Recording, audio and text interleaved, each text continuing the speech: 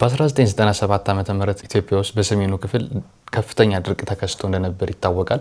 በድርቁ የተጎዱ ወገኖቻችን ለመታደግ ደግሞ መላው የዓለም ሀገራት ርብርብ አድርገው ነበር። ስለዚህ ከድርቁ በኋላ መላው የዓለም ሀገራትን ምስጋና ለማቅረብ አንድ የኪነት ቡድን ኢትዮጵያ ውስጥ ይቋቋማል ማለት ነው። ያ የኪነት ቡድን ህዝብ ለህዝብ ይባላል። 54 የዓለም ሀገራትን በመዞር ለኢትዮጵያ ላደረጉት ድጋፍ ምስጋና ያቀርባል። የኪነት ቡድን እንግዲህ ነጥላውን ገሰሰ፣ ማሪቱ ለገሰ፣ ነዋይ ደበበ፣ ሻምበል በላይነን ጨምሮ ከ100 በላይ ድምፃውያንና ከያንያን የነበሩበት ቡድን ነበር።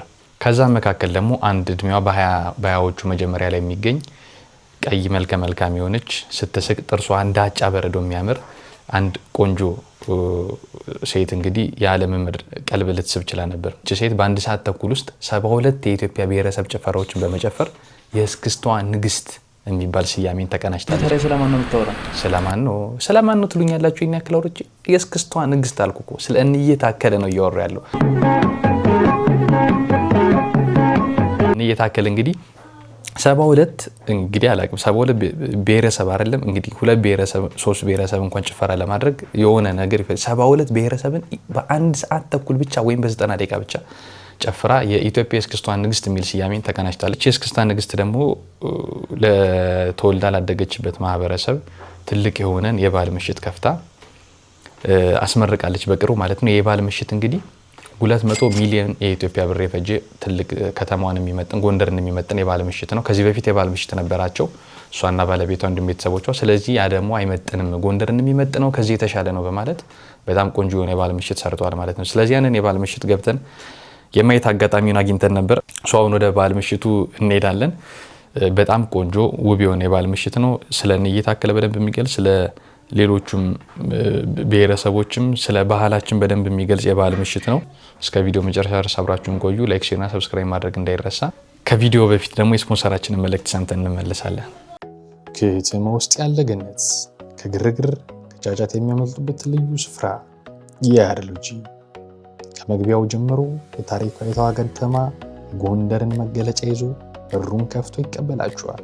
ጎንደር ውስጥ ያለ ጎንደር ፍጹም አረንጓዴ በሆነው የተንጣለለው ግቢያችን ከሚወዱት ጋር መጥተው የማይረሳ ጊዜን ያሳልፉ። ምቹና መንፈስን የሚያድስ ጸጥታ በሞላባቸው የአልጋ ክፍሎቻችን የረፍት ሰዓቱን ልዩና አድርገው ሁሌም ዝግጁ ነን።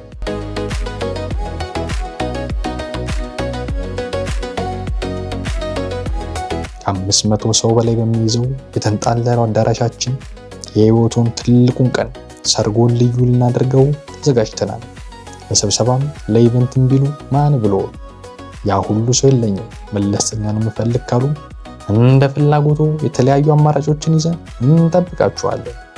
ለሙያ ጎንደርማን ብሎት እንዲሉ ጣት የሚያስቆረጥሙ ምግቦችን በአይነት አለላችሁ። ያድሎጂ መጥተው የሚያጡት ነገር የለም። በግቢው ውበት ተገርመው በጸጥታው ታድሰው ከሚወዱት ጋር ልዩ ጊዜን አሳልፈው ይመለሳሉ። አድራሻችን ጎንደር ከማራኪ ወደ ልደታ በሚወስደው መንገድ 500 ሜትር አለፍ እንዳሉ ያገኙናል። ያድሎጂ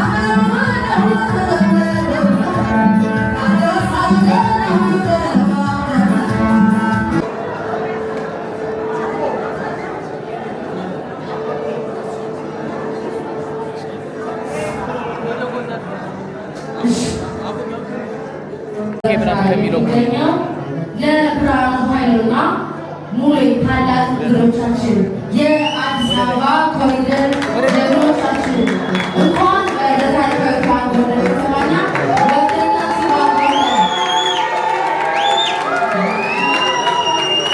እንዲሁም ከቅርብም ከሩቅ የመጣችሁ እንግዶቻችን እንኳን ወደ ታሪካዊቷ ጎንደር ከተማና ወደ ተከበረችው የእስክስታዋ ንግስት አርቲስት እየታከለ የባህል ምግብ አዳራሽ በሰላም መጣችሁ እንላለን። እናመሰግናለን።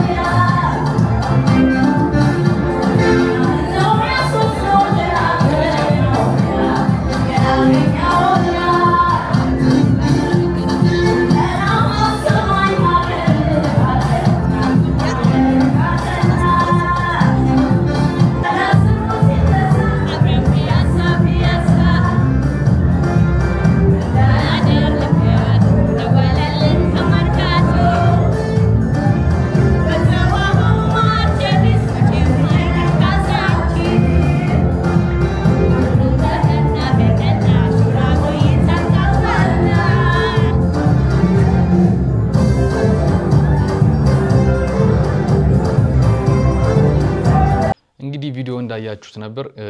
በዚህ አጋጣሚ ማለት የምፈልገው ነገር ምንድነው ይሄን ቪዲዮ ልሰራ ስል ወደ ባለ ምሽቱ ከሚዲያ በፊት በጣም ብዙ ሪሰርቾችን ላደርግ ሞክሬ ነበር ስለንዬ ታከለ እና በጣም በሚያሳዝን ሁኔታ ያን ያክል ዶክመንትድ የሆነ ነገር የለም። እንግዲህ እስክስቷ ንግስት ተብሎ እኔ የሆነ ጊዜ ድሬዳዋ በሄድኩበት አጋጣሚ አንድ ድሬዳዋ ራስ ሆቴል የሚባል ላይ ኢቨን ፎቶ ተሰቅሎ በዛ ልክ ኢንፍሉዌንስ የነበራት ሰው ናት። በዛ ዘመን በሰባዎቹ መጨረሻና በሰማኒያዎቹ መጀመሪያ አካባቢ በጣም ትልቅ ኢንፍሉዌንስ የነበራት ሴት ናት። ስለዚህ ነገር ግን በተጽዕኖ ፈጣሪነቷ ወይም በእስክስታ ንግስት ባህልን ከማስተዋወቅ አንጻር ካደረገችው ነገር አንጻር በጣም ዶክመንትድ የሆነ ነገር የለምና በተለይ እንደዚህ ስለንዬ ታከለ የምታውቁም በቅርብ ምናምን ያላችሁ ሰዎች ቆንጆ ቪዲዮዎችን ወይም ጽሁፎችን አድርጋችሁ እንደዚህ የሆነ ሰው ማወቅ ሲፈልግ ስለሷ በደንብ ፕሮሞት ብናደርጋት ደስ ይለኛል። በደንብ እኔ ፐርሰናሊ በጣም መወዳት ሰው ናት። ስለዚህ ከዛ ብሶ ደግሞ ስለ ሰራተኞቿ የምታደርጋቸው ነገር በጣም ከፍተኛ ድጋፍ ነው። ለሰራተኞቿ እንደ ሰራተኛ ሰው እንደ ቤተሰብ ነው የምታያቸው ምናምን ለተተኪ ሰዎች በጣም ከፍተኛ ድጋፍ ነውና የምታደርግ ይሄ ስራዋ በደንብ ፕሮሞት ቢደረግ እሷም በደንብ ፕሮሞት ብትደረግ በህይወት እያለች በደንብ የሚገባትን ክብር ብታገኝ በጣም ደስ ይለኛል። እስከ መጨረሻው ስላያችሁ አመሰግናለሁ። ላይክ፣ ሼር እና ሰብስክራይብ ማድረግ እንዳይረሳ። በቀጣይ ቆንጆ ቪዲዮ እንገናኛለን። ይመቻችሁ ቤተሰብ።